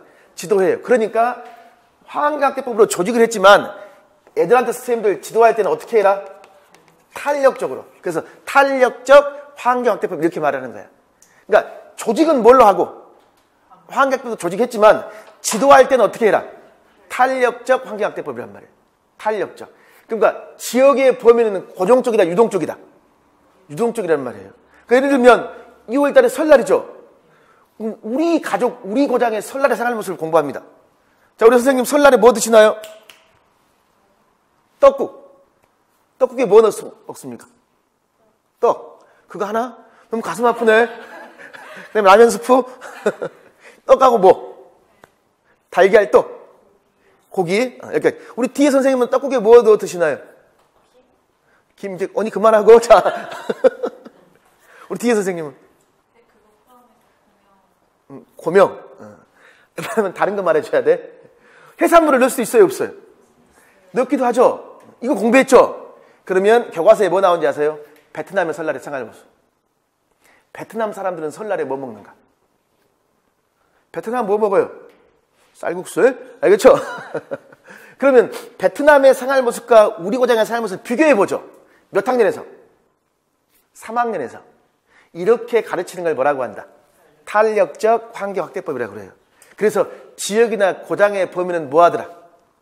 그렇지, 유동적이라는 말이야. 이것만 있으면 기억하시면 돼요. 내용 체계표에서는. 그리고 넘겨보실래요? 4페이지 보십시오. 4페이지. 4페이지에 지리에서 선생님들 인문환경과 인간생활이라는 말이 있습니까? 거기 인구 나와요, 인구. 그 다음에 경제라고 나옵니까? 그 다음에 그 밑에 칸에 선생님들 문화 있어요, 없어요? 문화의 공간적 다양성 나와 있죠? 이것만 기억해. 자연 환경에는 뭐가 있고? 기후와 지형. 그 외에도 여러 가지가 있어요. 근데 제일 중요한 건 기후와 무엇? 지형이야. 인문 환경은요? 인구, 경제, 그 다음에 무엇? 문화 있습니까? 사회과 문제의 거의 대부분이 뭐냐면 인구 문제 아니면 경제 아니면 뭘까요? 문화 있죠? 아니면 지형과 기후 있습니까? 여기서 출제가 대부분 됩니다, 선생님들. 일단 내용 체계표는 여기까지 알아두시면 돼요. 그 다음에 넘기십시오. 지금 5페이지에 성취 기준 파트 나옵니까? 지금 가운데에 메모 파트 있어요. 메모에 보시면 각 영역별 내용 구성 특성화라고 해서 지리 영역 있습니까? 2015에서 지리 굉장히 중요합니다. 그럼 여기서는 이제 2015에서 무엇을 강조했나를 쌤 봐야 되겠죠? 쌤 거기 보실래요? 무슨 학습을 강조했다? 위치 학습 있습니까? 위치에 딱 공통해요. 위치. 요거 중요한 게 뭔가만 알면 돼요. 왜 그러냐면 이 부분은 사실 무엇과 같이 연계해야 된다. 강론이야, 강론. 이번 임용고사 문제의 쌤들 위도 나왔습니다. 위도. 그러니까 쌤 위도나 경도가 무엇을 공부하는 거야? 세계 여러 나라의 무엇? 위치를 공부하는 거 맞습니까? 그러니까 2015에서 강조하고 있는 강론을 물어볼 수밖에 없어요. 이거 나와버렸죠. 그다음 봐봐. 장소감과 심상도를 도입하여 장소감에 대한 무슨 학습? 기초적인 학습. 아주 중요한 거예요. 장소감, 심상도. 그 다음에 3번도 중요합니다. 중심지의 개념 범위 수정이 있습니까? 고장에서 어디로? 지역이란 말이 있습니까? 그 말에는 중심지의 범위는 고장 수준이 아니라 어디까지 간다? 지역까지. 그러니까 이게 범위를 뭐 할 수 있다? 넓힐 수 있다. 그 뭐라고 하죠? 탄력적 환경 확대라고 하죠. 그 다음에 자연을 공존의 대상으로 삼아야 될 미래의 가치를 반영했고 공간 정보 분석 도구에 대한 이해, 실생활 활용이란 말이 있습니까? 선생님, 공간 정보 분석 도구에 대한 이해 및 실생활 활용 맞죠? 그러니까 특히 얘들에게 무슨 학습을 강조할까요? 지도 학습을 강조합니다. 무슨 학습이다? 지도. 그럼 지도를 읽을 수 알아야 되고 이 지도를 또 어디에 활용해야 돼요? 실생활에 활용해야 된다 했으면 그 말이에요. 이게 2015에서 강조한 겁니다. 여기서는 이 정도만 알면 돼요. 일단은 성취기준 파트는 이겁니다. 성취기준 파트는 제가 어디서 공부하냐면 이론 당분화 파트의 맨 마지막에 뭐 나온다고 그랬죠? 제가 성취기준 나온다고 그랬죠? 거기서 할 겁니다. 앞에 부분 다 뭐하고 공부한 다음에 할 거예요. 그럼 성취기준이 무엇을 의미하는가 보십시오. 성취기준의 의미, 교과를 통해 학생들이 배워야 될 지식, 기능, 수업 후에 알아야 될, 할 수 있어야 될, 있기를 기대하는 능력이라고 있습니까? 자, 거기 보면 선생님들 이제 옆에 성취준은 나중에 한다고 그랬죠? 일단 차제를 보면 성취준이 있고 3, 4학년이 있고 우리가 살아가는 데 나오면서 이제 세 분야에서 고장의 모습이 있고 뭐 요소, 해설, 교수 방법이 무엇, 유의사항, 평가 방법 유의사항 나와 있죠? 이런 툴로만 되어 있다는 걸 쭉 보시고 넘겨보시면 이제 성취준은 뒤쪽에서 자세히 하고 이론 당분하면 마지막에 합니다. 바로 이제 뭘 받았습니까? 교수학습이 무엇? 평가의 방향이 28페이지 있습니까? 없습니까? 있죠? 교수학습 및 평가의 방향 보십시오. 가의 교수학습 방향의 가로 1번 교수학습의 무엇? 원칙이라고 있고 옆에 가로 2번에 교수학습 방법이라고 쓰면 되어 있습니까? 이제 여기서는요. 여기 자체에 있는 걸 잘 안 물어봐요. 특히 이 교수학습 방법은 무엇과 같이 해야 될까? 지도서 총론에 교수학습 모형 있죠. 교수학습 방법은 뭘 공부한다? 지도서 총론과 같이 결부해야 돼요. 교수학습 모형이나 수업, 기법과 같이 연관지어서 잘 물어봅니다. 일단 왼쪽에 가의 교수학습 방향에 가로 1번 교수학습의 무엇? 원칙이라고 있습니까? 거기에 있으면 2번을 보십시오. 2번. 2번의 맨 마지막에 다양한 교수학습 방법을 뭐해라? 활용이라고 있습니까? 그리고 거기 위에 핵심 지식, 탐구, 고차원적 사고력 신장, 문제, 실천, 인권, 사회 정의, 공동체, 존중, 배려, 관용, 타협 있습니까? 그럼 결국 이 말은 앞에서 공부한 뭐야? 지식, 기능, 가치, 태도를 길러주기 위한 다양한 무엇? 교수 방법을 교대로 그 말이겠죠. 그 다음에 3번 보십시오. 3번에 고차적 사고력의 비출. 3번에 무슨 사고력? 고차적 사고력. 요건 선생님 중요합니다. 그러면 교육과정에서 선생님 제시해 놓은 고차적 사고력에는 뭐가 있습니까? 문제 해결력 그 다음에 의사결정력 그 다음에 메타인지라고 쓰면 되어 있습니까? 사회를 공부할 때 이게 이제 혼란스러워요. 문제 해결력이나 의사결정력 있습니까? 요거 개념상 큰 차이 있을까요? 없을까요? 아니 예를 들어서 들어보자. 예를 들어보면 자기 집이 있어, 집. 혹시 자기 고장에 집 주변에 최근에 혹시 문제 있나요? 자기 집이 있는데 앞에 산이 산. 요 산을 없애버리고 아파트를 짓는데. 자, 찬성이에요? 반대예요? 자, 찬성합니까? 반대합니까? 이 산소에는 조상의 묘도 있습니다. 이 산에는. 근데 LH에서 평당 1억 원씩 보상을 해준대요. 자, 어떻게 할래요? 표정은 이미 팔았죠? 근데 집안 문중 어른들이 뭐 할까? 반대하겠죠? 이렇게 싸움 나면 이제 TV에 나오잖아요, 막. 왜 싸웠을까? 나오잖아. 이 문제를 해결해야 돼요. 자, 이 문제를 해결하면 문제 해결력이라고 할 수 있어요? 다른 말로 의사결정력도 될까 안 될까? 되겠죠? 분명히 앞에서 선생님들 역량에서 뭐라고 그랬습니까? 문제 해결력 및 의사결정력이라고 했죠. 근데 또 뒤에는 뭐라고 그랬습니까? 문제 해결력 점 찍고 뭐라고 그랬어요? 의사결정력이라고 했죠. 이게 공부하기 정말 답답하는 거예요. 이 용어 정리가 묶어놓기도 하고 떼놓기도 하고 되어 있죠. 그럼 정확히 말하면 이거예요. 출제자가 만약에 교과 역량으로 물어봤죠. 그럼 답을 뭐라고 써야 될까요? 문제 해결력 및 의사 결정력이라고 분명히 알고 있어야 돼. 근데 고차적 사고력 있습니까?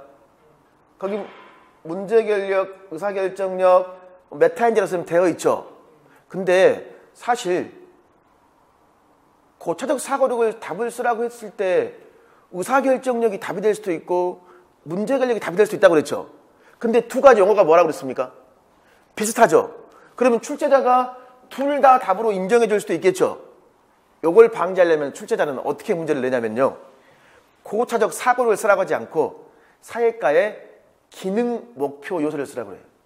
좀 전에 기능의 목표 요소 있습니까? 목표에서 기능 봤죠? 기능. 2페이지 가보십시오. 2페이지. 2페이지 선생님 가보시면 뭐라고 되어 있었습니까? 그렇죠. 거기에는 뭐가 없어요? 문제 해결력이 없죠. 그럼 거기는 의사 결정력이라고 선생님 나와 있잖아요. 분명 의사 결정력이죠. 그럼 출제자가 기능 목표 중에 쓰라고 했어요. 그럼 답이 뭐가 될까요? 의사 결정력입니다. 정말 좀 우스운 얘기인데 출제자가 어떻게 물어보냐에 따라 답이 뭐 할까? 달라져 버립니다. 그걸 잘 봐야 돼요. 분명히 그럼 기출문제 속에서 고차적 사고력을 묻는 문제도 있고 기능 능력을 묻는 문제도 있습니다. 그러나 최근의 문제에서는 주로 기능 능력을 묻는 문제가 많았어요. 자, 거기 그런데 선생님 보면 메타인지라고 선생님 되어 있습니까? 고차적 사고력에 뭐가 있다? 메타인지. 선생님 메타인지를 다른 말로 뭐라 그러죠? 초인지라 그러지. 메타인지를 뭐라고 한다? 초인지. 옆에 메모에다 이렇게 적어 놓으실래요? 메모에다 뭐라고 적냐면 토의 학습이라고 적어 놓으십시오. 무슨 학습? 토의 학습. 시험은 이런 식입니다. 선생님 이거야. 토의 장면을 줘요. 그럼 나는 토의 장면에서 내 의견을 정말 적절하게 말하고 있는가 한번 생각해 볼까요? 라는 질문 있죠. 이 질문은 어떠한 고차적 사고력을 신장하는 겁니까? 자신의 말하고 있는 과정에 대해 다시 한번 뭐 해본다? 사고해본다. 그러니까 무슨인지? 메타인지. 그런 식으로 선생님이 물어보는 거예요. 그런 식으로. 그 다음에 4번은 민주적 가치와 태도의 비추. 민주적 가치와 태도. 요걸 함양하기 위해서는 선생님들 개인 사회적 문제, 탐, 가치 분석, 의사결정 같은 학습 과정을 통해서 가치 갈등과 문제상에 대한 공감, 문제 갈등 해결, 친사회적 행동 실천 능력을 신장하라고 있습니까? 여기서 제일 중요한 건 의사 무엇? 결정이란 말이 있습니까? 이 말이 선생님 중요한 거예요. 의사결정. 선생님 이거야 그러니까. 어떤 의사결정을 할 때, 어떤 대안을 선택할 때 자신의 가치가 반영돼야 한대요. 반영될 수밖에 없겠죠. 자, 그 다음에 옆에 2번 교수학습 방법 보실래요 이제? 선생님 교수 방법의 2번 보십시오. 성취 수준, 흥미, 경험, 속도, 요구 등을 고려하여 현장에 적합한 무엇과 무엇을 중심으로 기억해야 돼? 주제와 그다음에 무엇? 문제 중심입니다. 주제와 무엇? 문제 중심. 선생님 그 다음에 3번에서는 사고력의 밑줄, 그 옆에 탐구 상황 밑줄, 발문의 밑줄. 요 문제는 선생님들 뭐하고 똑같은 문제가 될까요? 좀 전에 고차적 사고력이 있습니까? 그것과 똑같아요. 그러니까 무슨 말이냐면 발문을 던져가지고 무슨 사고력을 신장하고자 합니까? 라고 물어보는 거예요. 그래서 예를 들면 이게 시험에 나왔던 예시문입니다. 제주도 사람들이 물 걱정을 하지 않고 살려면 어떤 방안이 있을까요? 라는 것은 어떤 사고력을 신장할 수 있을까요? 섬 사람들이 물 걱정을 하지 않고 살려면 어떤 대안이 있을까요? 여러 가지 대안을 말할 수 있어야 되겠죠? 무슨 사고력? 창의적 사고력. 이런 식이야. 그 다음에 가로 4번. 가로 4번의 세 번째 줄. 사례 및 무슨 중심? 체험 중심이라고 있습니까? 그럼 사례 보시면요. 가치와 태도 함양에 도움될수록 쟁점, 문제 상황, 가치 갈등 상황, 인권 침해 사례라고 되어 있죠. 시험에는 무슨 침해 사례를 잘 줄까요? 인권 침해 사례를 많이 줍니다. 그 사례 및 체험 중심. 해결 방안 모색한다고 그러잖아. 실천. 그래서 사례 및 체험 중심이 되고. 선생님 그 다음에 5번 굉장히 중요합니다. 협동학습. 나와 있죠? 선생님 이 사회과에서 협동학습은 민주적 가치와 태도를 겨준다고 했잖아요. 그럼 협동학습 보십시오. 거기 뭐라고 되어 있습니까? 책무성, 참여의식, 타인 존중, 배려, 정의, 협업력을 함양할 수 있다라고 되어 있습니까? 무슨 학습을 통해서? 협동 학습을 통해서. 아주 중요한 거예요. 그 다음에 6번 있습니까? 6번도 선생님들 굉장히 중요합니다. 세 번째 줄에서 선생님들 다양한 학습 방법을 학습 내용의 성격에 비추어 적절히 뭐해라? 활용한단 말 있습니까? 여기서 다양한 학습 방법을 다른 말로 뭐라고 하냐? 학습 방법을 수업 기법이라고 합니다. 뭐라고 한다? 수업 기법. 그럼 선생님 사회과에서 중요한 게 뭐냐면 거기 현장 견학 및 뭐라고 되어 있죠? 체험. 그 다음에 역할놀이 및 시뮬레이션 게임 있습니까? 시뮬레이션 게임도 굉장히 중요합니다. 사회과에서. 그 다음에 모의 재판도 중요하고. 그 다음에 사료학습 있습니까? 요거 올해 임용고사가 사료학습 나왔습니다. 그 다음에 추체험학습 있습니까? 얘도 중요해요. 선생님 근데 요것은 여기서 자세히 하는 게 아니라 어디서 자세히 한다? 지도서. 총론에서 여기에서 중요한 것들을 뭐 할까요 이제? 하나하나 자세히 공부해 봐야 되겠죠? 그 다음에 거기 지금 7번에 보면 선생님들 지리정보 시스템 신문 활용 교육 웹 기반 학습을 적극 뭐 하더라? 활용한단 말 있습니까?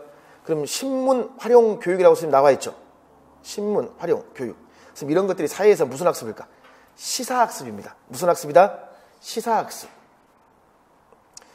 그 다음에 8번에 스스로 사회 문제나 쟁점을 탐구하거나 가치를 분석하는 길을 갖도록 각종 사회 문제에 대한 자 중요한 말 나와 있네. 무엇과 무엇? 시사자료. 그 다음에 지역사회 자료를 활용한단 말이었습니까? 그래서 사회에서는요 시사성, 그 다음에 무엇? 지역성, 지역화가 굉장히 중요합니다. 뭐가 중요하다? 지역화.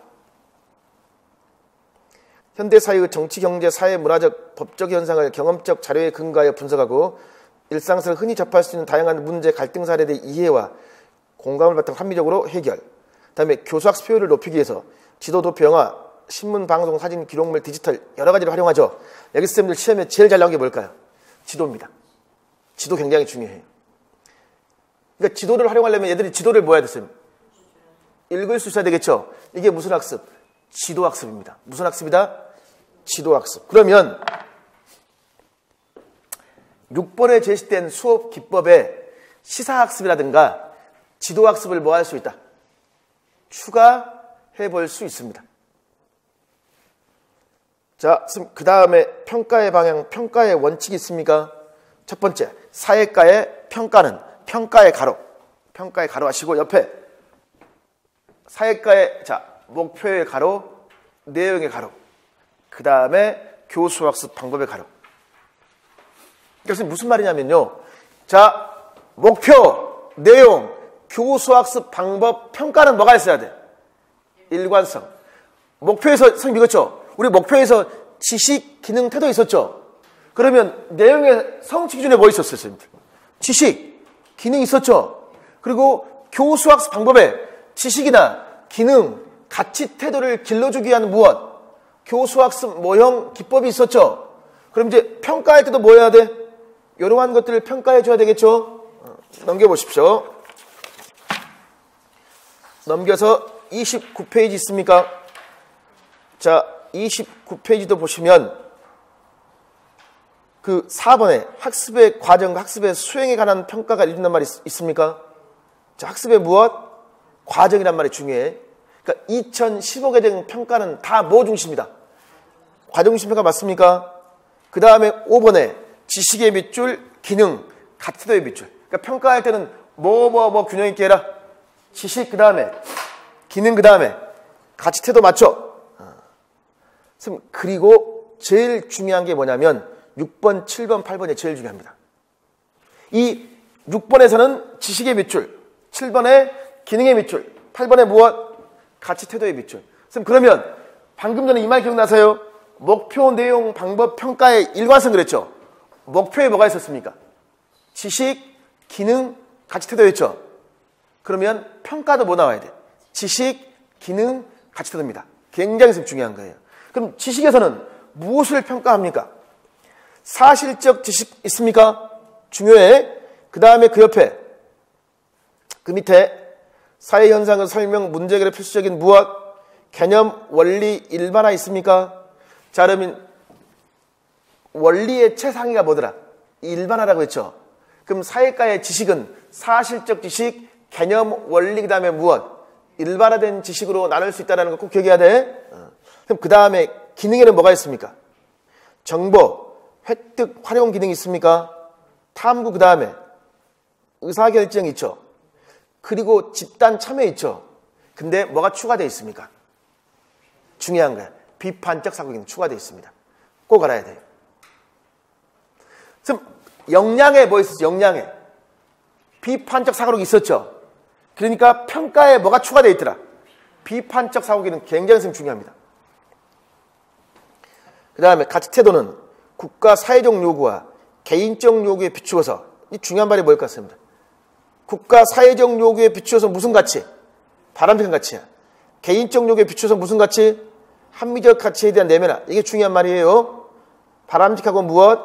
합리적인 가치. 그 다음에 가치 분석, 평가, 공감, 친사회적 행동, 무엇? 실천. 이 실천도 중요합니다. 사회과에서. 뭘 강조한다? 실천을 강조합니다. 그 다음에 평가의 내용, 방금 봤던 것들과 겹치겠죠? 다시 한번 반복해서 보십시오. 그리고 이제 이 지식, 기능, 태도를 평가하기 위해서 뭐가 중요하냐면 반가로 3번에 뭐가 있습니까? 평가 방법 있어요, 없어요? 있죠. 지필평가 외에 면접, 논술, 관찰, 활동 보고서 또는 무엇? 포트폴리오라고 있습니까? 이런 다양한 평가 방법 있으면 중요해요. 그럼 이걸 좀 더 복합적으로 하면 오른쪽 4번. 발표, 토론, 역할놀이, 시뮬레이션 등 개인, 집단 활동에 대한 관찰이나 면접과 같은 평가 방법을 활용하여 문제 해결 및 갈등 능력, 공감, 친사회적 행동, 실천 등을 뭐하더라? 평가한단 말 있습니까? 그럼 이거야. 관찰이나 면접 있어요. 그러니까 관찰이, 제가 이런 말 했잖아요. 과정 중심 평가가 중요하다고 그랬잖아요. 그럼 그런 과정 중심 평가의 방법 중에 사회과에서 관찰법이나 면접법이 중요합니다. 왜? 관찰이나 면접법을 통해서 무엇을 평가해라? 문제 해결 및 갈등, 공감, 친사회적 무엇, 행동, 실천. 자료를 분석, 해석, 복합, 단계적으로 사고하는 걸 평가만 고안한다. 그럼 자료 분석, 해석이 있습니까? 이 자료 중에 제일 중요한 게 뭐라고 그랬습니까?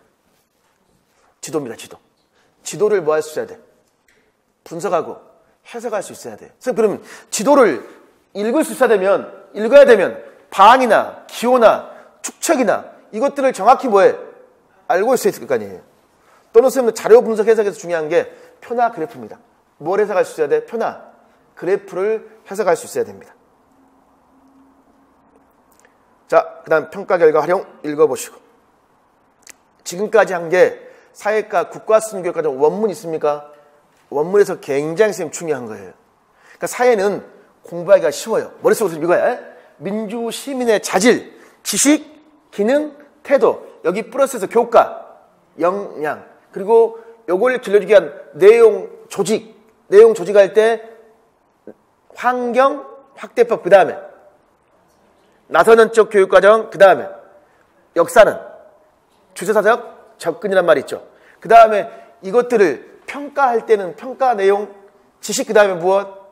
기능, 가치, 태도. 지식에는 뭐가 있더라? 사실, 개념, 원리, 일반화. 기능에는요, 정보, 그 다음에 의사, 결정, 탐구, 집단 참여에 뭐 플러스 되더라? 비판적 사고력 플러스 됐죠.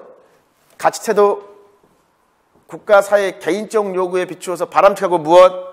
합리적인 가치. 맨 마지막 친사회적 행동도 뭐 해야 된다? 실천. 이게 좀 중요하단 말이에요. 자, 근데 내용 체계에서 제시된 내용 요소와 기능, 이것은 성취 기준. 그럼 이 성취 기준을 이제 달성해야 되겠죠. 그럼 이제 성취 기준과 뭐의 연관성? 평가 기준. 즉 29페이지 가운데 메모에 평가 기준이 있습니까? 성취 기준에 도달한 정도를 상, 중, 하로 나누어 진술한 걸 뭐라고 한다? 평가 기준이라고 합니다. 그럼 2번 평가 기준 활용 보십시오. 성취 기준에 대한 도달 정도를 판단하고 교수학습 관련 정보 제공 및 수준을 고려한 수업 설계에 뭐 할 수 있다?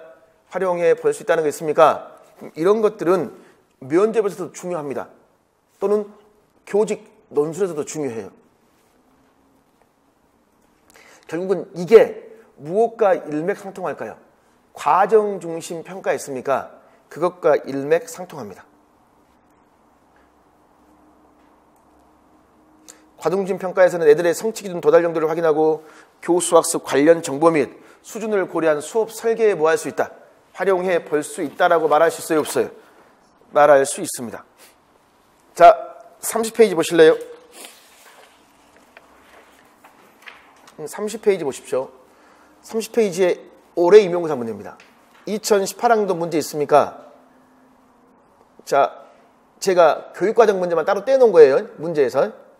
가가 있고 오른쪽 가로 1번 보십시오. 1번에 자 밑줄. 내용책의 일반사의 A에 해당되는 주제의 밑줄. 내용체제 일반사의 A에 해당되는 주제. 그래서 사회는 주제를 쓰는 문제나 또는 성취 기준을 쓰는 문제 또는 무엇? 학습, 목표를 쓰는 문제가 시험 출제가 잘 된다고 그러잖아요. 그럼 A에 자 밑줄 국내 총생산의 밑줄 김교사 그 다음 1인당 국민 총소득 보십시오.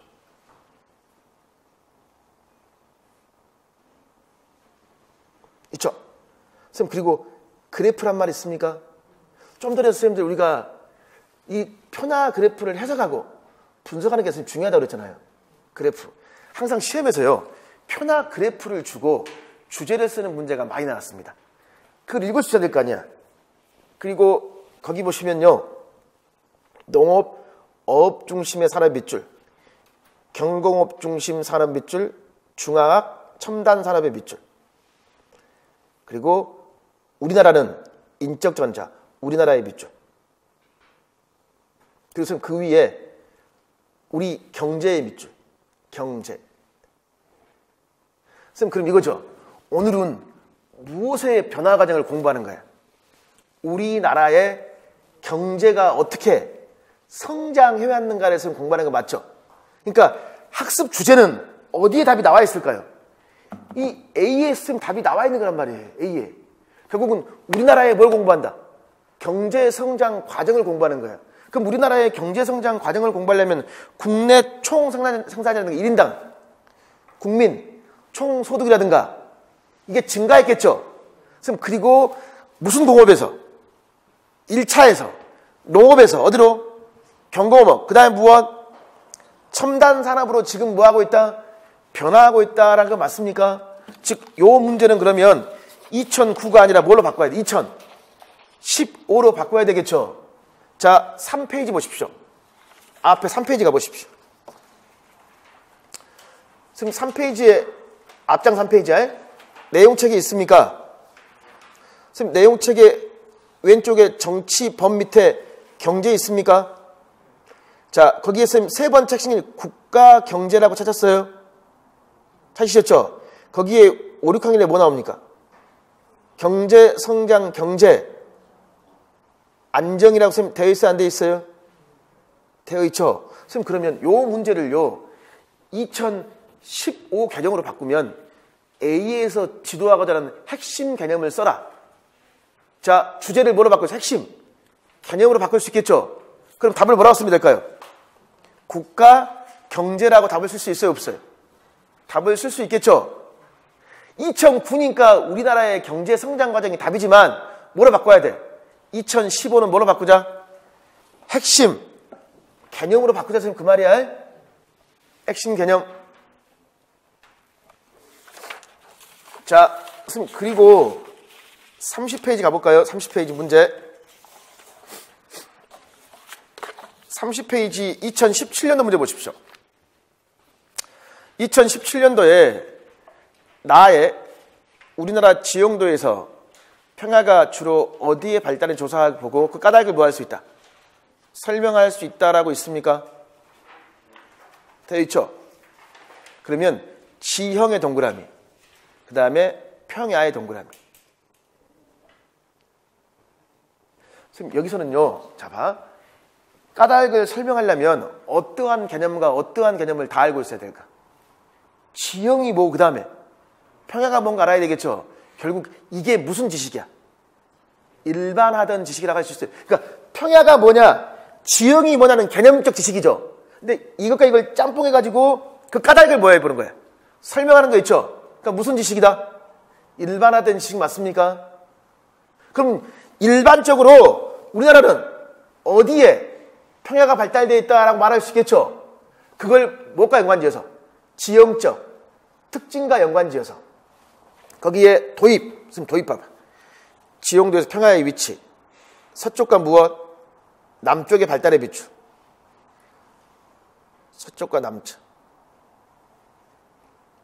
선생님 지용도에서 평야의 위치를 봤는데 서쪽과 무엇? 남쪽이라고 그랬죠. 왜 쌤들 서쪽과 남쪽에 발달해 있을까요? 그걸 우리가 알아봐야 되겠죠. 그럼 그 밑에 봐봐. 전개 있습니까? 가설 설정의 빗줄, 탐색의 빗줄, 정보 수집 및 분석의 빗줄, 그 다음에 그 맨 밑에 결론 내리기의 빗줄. 이게 무슨 학습이냐면 탐구학습입니다. 무슨 학습이다? 탐구학습. 그러면 왜 우리나라는 서쪽과 남쪽의 평야가 발달되어 있을까요? 각자 선생님들 가설을 세울 수 있습니까? 가설을 세워봐야 될 거 아니에요. 이건 이제 강론에 나오겠지만 선생님 이건 뭐냐면요. 동고서저 지형 때문에 그럽니다. 동쪽은 뭐? 높고 서쪽은 뭐 할까? 낮아요. 그러면 동고서저 지형적 특징 때문에 우리나라는 무엇? 서쪽과 남쪽에 평야가 강이 흐르고 평야가 발달 됐을 것이다. 알아보기 위해서 산지 분포라든가 강 흐름 특징 알아보기 있습니까? 그럼 마지막 증거를 통해 결론 내리기 있어요? 그럼 동고 서저 지형 때문에 평야가 서쪽 남쪽에 발달해 말할 수 있겠죠? 자, 그래서 문제 봐봐. 자, 밑줄. 개정 사역과 목표의 밑줄. 그리고 그 밑에 기능의 밑줄. 자, 선생님 2015 개정 사역과의 기능이 있습니까? 여러 개의 기능이 있었죠? 그럼 이 수업을 통해서 길러주고자 하는 기능이 뭘까요? 무슨 학습이야? 탐구학습이죠. 그러니까 탐구력이 답입니다. 뭐가 답이 된다? 탐구력. 그럼 이 문제를 풀려면 사실은 탐구학습을 보다 자세히 공부해야 되는데 그것은 다음 파트에서 공부하는 것이고 여기서는 지금 기능 목표를 물어봤다는 걸 제가 강조하고 싶어서 하는 거예요. 그 다음에 그 옆에 2016 있습니까? 자, 거기에 가가 중요해요. 그럼 가를 보시면 사회과 교육과정의 목표를 뭐였다? 도식화한 거예요. 가. 제일 먼저 목표. 개인, 사회, 국가 일발전에 기여할 수 있는 무엇? 그렇지. 기억은 무슨 시민? 민주시민입니다. 그래서 민주시민을 길러주기 위해서 뭐를 바탕이 되지? 지식, 기능, 가치도 맞습니까? 그럼 거기에 지식, 기능, 가치도 되어 있죠. 그럼 지식은 선생님들 사실적 지식이 있죠. 그 다음에 무슨 지식이 나와야 되지? 개념. 그래서 니은이 개념 맞습니까? 그 다음에 뭐가 와야 되죠? 일반화 맞죠? 선생님 그 다음에 기능은 그래서 왜 디귿에 점점점 했냐면 정보 획득, 활용, 탐구 능력도 있지만 여기에 뭐 또 들어가 있습니다. 의사 결정력도 있고 또 사회 참여력도 있었잖아요. 그쵸? 근데 문제 보실래요? 맨 밑에 나를 통해 중점적으로 기르고자 하는 밑줄 기능 영역 목표. 자, 그러면 맨 위에 쌤들 두 번째 줄에 밑줄 그어봐. 경제생활과 바람직한 무엇? 선택이란 말 있습니까? 선택의 동그라미. 바람직한 선택. 쌤, 선택을 내 자로 하면 뭐가? 내 자로 하면 결국은 여러 개 중에 뭐 할까? 무엇을 살 것인가 고민해 봐야 되겠지? 이 선택이 바로 의사 결정이 될 거 아니에요. 의사 결정. 그러면 거기 디귿 함양을 위한 수업 교회 보십시오. 결정할 문제 확인, 정보 가치 분석, 물건 선택 기준, 물건 평가하기, 물건 선정 및 행동 계획 수립 있습니까? 자, 이 첫 번째 점 찍어진 것들을 다 밑줄 딱 그어보죠. 결정할 문제, 정보 가치 분석, 기준 설정, 물건 평가, 행동 계획 수립 다 밑줄. 그리고 마지막에 쓰는 물건 선정에 딱 동그라미. 선정. 그리고 이런 과정을 통해서 우리는 무엇을 길러주는 거야? 의사 결정력입니다. 근데 답이 뭐가 되겠어요? 의사 결정력이 답이 되겠죠. 그 다음에 31페이지 보십시오. A8번 문제. 가는 평가문항 예시이고 나는 대화라고 지금 되어 있죠. 예시 1번 보십시오, 선생님들. 낱말카드한테는 국가는 어느 대륙에 위치합니까? 라고 있습니까? 요거 선생님들 지식 중에서요. 사실적 지식이야, 개념이야, 일반화야. 사실적 지식 맞죠? 그 다음에 예시 있습니까? 자, 영역의 밑줄, 강우량의 밑줄, 열대 우림 기후의 밑줄, 경선의 밑줄. 이건 뭐죠? 영역이란 무엇인가? 그렇지. 강우량 개념이에요. 개념. 그럼 13번, 13. 자, 인구 분포의 밑줄, 지형 분포의 밑줄. 그 다음에 관계의 밑줄. 그러면 인구 분포의 개념, 지형 분포의 개념이 있습니까? 개념과 개념과의 관계, 이게 뭘까? 일반화 맞죠? 그러면 나를 보시면 평가 문항 예시 1과 2는 지식 영역 맞습니까? 예시 1은 무슨 지식? 사실적 지식. 예시 2는요? 개념의 이해 정도 맞죠? 그 다음에 그 옆에 좀 전에 선생님들이 내용 책에 봤더니 자연 환경과 무슨 환경이 있었습니까? 인문 환경이 명시가 되어 있었죠. 그럼 거기 밑에 자연 환경은 인간의 힘이 지금 가지지 않는 자연 그대로의 환경을 말하더라. 선생님 거기에 주요 용어 해설이란 말이 있습니까? 문제 주요 용어 해설 있죠? 요건 무엇에 대한 해설을 보면 될까요? 앞에서 뭐 기억나셨어요? 선생님들? 핵심 개념 기억나시죠? 또는 앞에서 내용 요소 있어요? 없어요? 있었죠? 그걸 말합니다. 그럼 자연환경, 여기에는 땅의 모양으로서 산지, 평야, 분지, 하천 등을 포함하는 무엇? 지형이야, 지형. 지형. 오랜 기간에 걸쳐 나타나는 지속적, 평균적인 대기 상태인 무엇? 기후. 그 다음에 토양, 식생이라고 있습니까? 선생님, 그러면 2014년도는 그냥 지형과 기후를 쓰면 됐죠? 그럼 바로 그 옆에 2015년도에 예시 문제 3번 있습니까? 인구 분포와 뭐라고 그랬죠, 선생님들? 지형 분포의 특징이 있습니까? 결국 이제 지형을 더 자세히 물었죠? 좀 전에 이거 기억나요, 선생님들? 동고 서저의 지형적 특징 때문에 서쪽과 남쪽에 뭐가 많더라? 산지가 많다. 그러면 보십시오. 이 지형이라는 걸 가지고 굉장히 문제를 여러 가지로 물 수 있어요, 없어요? 여러 가지로 많이 물어보는 거야. 그럼 여기서부터 기후죠. 그래서 이겁니다. 우리나라의 기후 자체를 물어볼 수 있고 세계 여러 나라의 기후를 물어볼 수 있을까 없을까? 있겠죠. 그러니까 나온 게 점점 분화가 되는 거예요. 2015년도 8번의 예시 문제 2번 봐봐. 강우량이 무엇인가? 열대 무엇? 우림 기후라고 있어요, 없어요? 있죠? 더 자세히 물어보는 거야. 자, 다시 그 옆에 지도. 지도는 일부 전체를 간소화 평균 나타낸 것으로서 한 지점을 기준으로 삼아 어떤 쪽에 위치 나타낸다. 이게 뭘까? 방위. 그 다음에 자연 인물적 조절 지도 표현한 약속인 무엇? 기호. 그 다음에 축적. 그 다음에 무엇? 등고선. 선생님, 이런 내용들 아직 공부하지 않았죠? 이런 건 이제 제가 제목을 적어놨습니다. 거기 위에 내용 책임이 뭐라고 그랬습니까? 성취 기준이라고 선생님 적어놨죠? 그럼 이런 것들은 성취 기준을 공부할 때 자세히 뭐 할까? 더 자세히 등장합니다. 자, 이걸 봤을 때 선생님 사회과는 정말 강론과 교육과정을 접목시켜서 잘 물어보죠. 특히 목표하고 뭐하고 평가 있습니까? 또는 성취 기준 이러한 것들이 굉장히 중요합니다. 이제 그럼 저도 수업도 이제 어떻게 하냐면 나선형 형태로 반복 심화합니다. 그럼 이제 좀 쉬었다가 그 다음 페이지가 이론 당고나 있습니까? 이론 당고나 시간에 이제 방금 전에 했던 걸 보다 더 뭐 할까? 정리해보면서 반복 심화하는 거예요. 예를 들면 나선형 교육과정이 뭐고 환경학대법이 뭔가 고착적 사고력이 뭔가 이걸 더 뭐 할까? 깊이 있게 봐야 되겠죠? 그건 이제 당고나 시간에 할 겁니다.